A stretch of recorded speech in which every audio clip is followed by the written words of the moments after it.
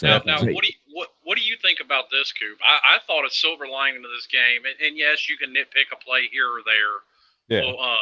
or a single person, but I think overall the defense was a whole lot better this week than they were last week.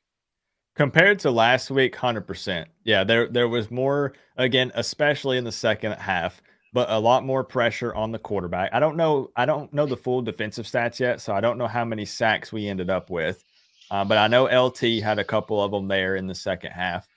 There were a lot of opportunities there that were just kind of missed with, a couple of interceptions and some other big plays.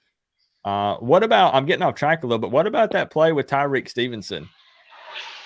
About the giving himself up, but the ref like blowing the whistle, but not. Then Mario was like, "What's going on?" And that was kind of wild chain of events there.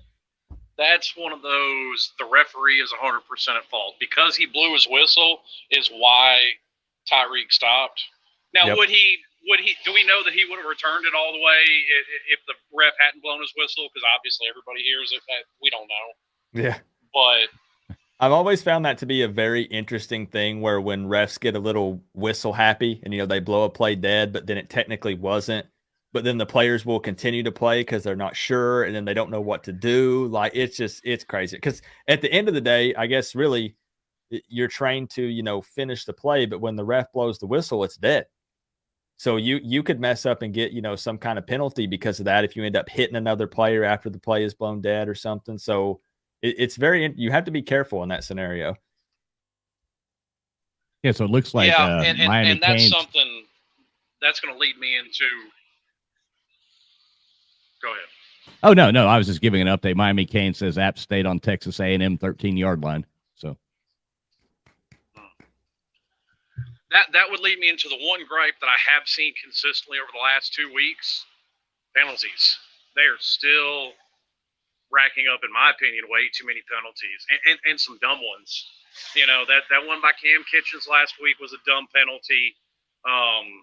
The offensive lineman, his name escapes me now, that decided to he pulled that move from the blind side and just wouldn't let his blocker go all the way out of bounds. Mm-hmm. Just dumb penalties like that. Yeah, I was upset at first until I saw the replay, and I was like, "Oh, never mind, that's a flag." They will throw a flag on that every time. Yeah, and yeah, I'm looking at the stats. It was 6 penalties for 48 yards last week against Bethune, and 7 penalties for 70 yards this week against Southern Miss. Oh wow! So definitely got to up the discipline a little bit. No stupid, costly penalties like that, because again, just like we were all already talking about. You can't start slow next week. That's going to be a problem. You can't continue to shoot yourself in the foot with dumb, stupid penalties next week either, because that's also going to be a problem. Yeah, and that's a really hard place to play. I mean, nobody wants to go in there, the 12th man, but that place gets loud. So they're going to – it's not going to be easy. Because the thing is, in Kyle Field, the sideline area is about half the size of what it is at Hard Rock. So much more so than at Hard Rock, the fans are right on top of you. Right. Yeah, well, we're going to see what happens. I'd be lying if I said I wasn't excited, but scared. It's I'm going to be I'm going to be in an interesting spot because I'm dropping that Aggie diss track tomorrow. Oh yeah, tell everybody about this. It definitely involves a Lamborghini. There is a Lamborghini in the diss track. I'll let you know that. And I throw some shots. Nice. So I'm talking a lot of trash, and it's going to be funny because last year, I did the Alabama diss track and predicted Miami to win. But do you want me to be 100% honest with you? I've never told anyone this.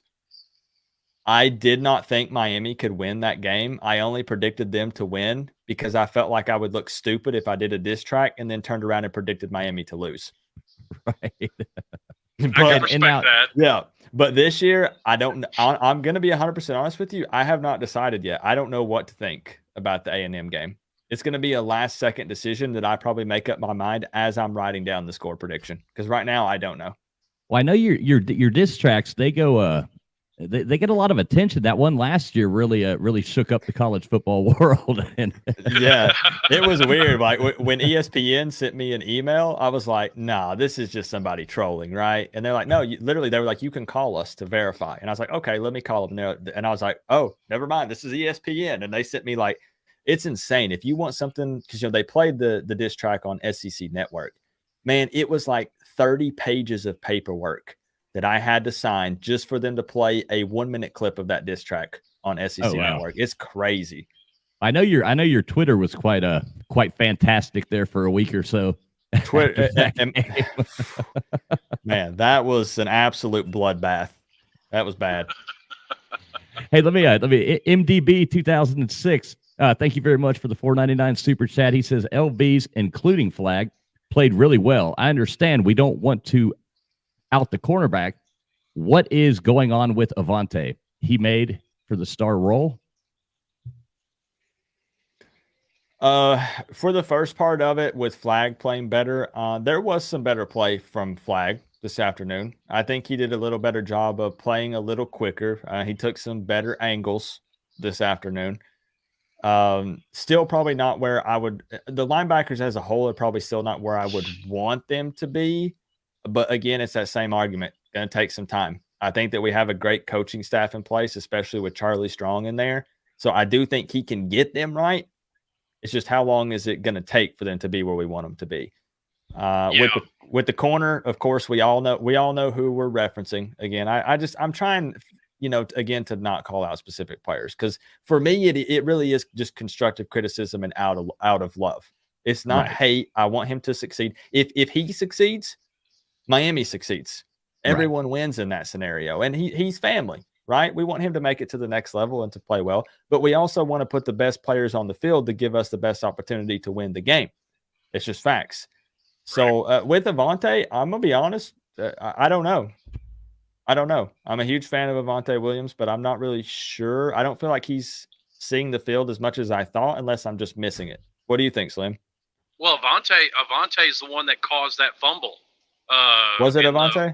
Yes, it was. Because it was somebody else ended up with it, but he's the one that knocked it out. Because I'll be honest, after doing the live hangouts, I really do have to go back and watch the game, because a lot of times I'll get distracted looking at the chat and stuff, and I miss particular plays. So yeah, I've got to remember it. I've got to sit there, like for this, I sit there and take notes during the game of who did what and that kind of thing. I think some of it.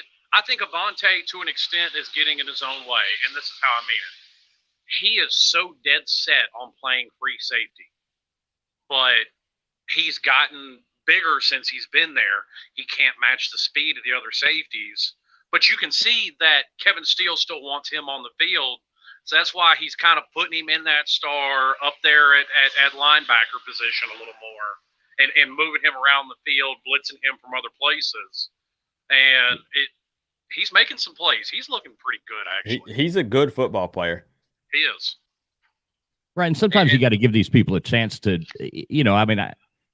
I know at my job, I'm not always in the groove at every single moment. So we'll see what happens. Maybe they get improved. We'll let the coaches work with them, tell them what they need to do. And listen, this team's going to improve as the season goes on. The team we saw today will not be the team that we see at Death Valley. They're going to get better as the season goes on. You bring up a good point, because I feel like people think that the only time that you can get better and improve is during, spring and fall camp. And then it's like, whatever we are is what we are for this season. And as you just said, that's most certainly not the case. We continue to practice and improve and get better and make adjustments and changes as the season progresses. 100%. In my opinion, and I've heard a lot of coaches say this, so it's not just my opinion, you can actually make more improvement during the season, because then you're breaking down game film, and they don't normally, they don't video practices. They video scrimmages, so you can break those down. But they're not videoing practices, so now you have film to show them, that you should have taken more of an angle this way. You zigged when you should have zagged. You see this here. Man, I'm always I'm always zigging instead of zagging. It's so frustrating, man.